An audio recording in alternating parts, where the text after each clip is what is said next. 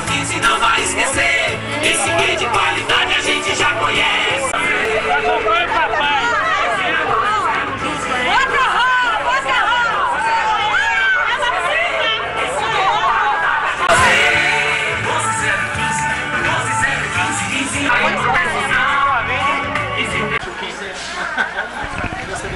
Tio, ele é gordo porque comeu muito.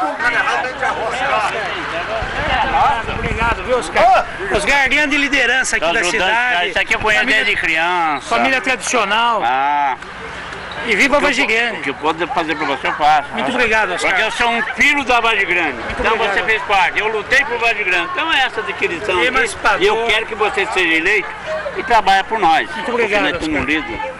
Porque não é que expor que ganha, você abandona o grande amigo. É lógico, é lógico. Você sabe que minha Nós família é estamos muito aqui. grande. Obrigado, Oscar. Tu dá uma coisa. Muito obrigado, viu? Aí, Oscar, muito obrigado. Grande. Como vai, senhora? Terceira não, a melhor idade. Melhor idade. É, terceira idade, né? Olá, senhora, tudo bem? Tudo bom? Tudo bem? Tudo bom e você, senhor? É a ótima idade. Melhor É idade. a idade da experiência. Lógico. É a idade que já fez a sua parcela pela sociedade. Isso mesmo. É isso aí, um Obrigada, abraço, viu? obrigada. E aí?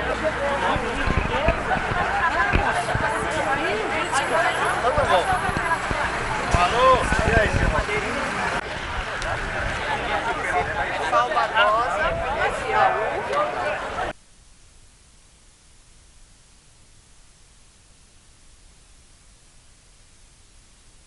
E quantos anos é? Quase 50, não fala assim, senão eu tenho sensação de mocidade. Aí, ó. Menino aqui, quando eu coloquei no colo.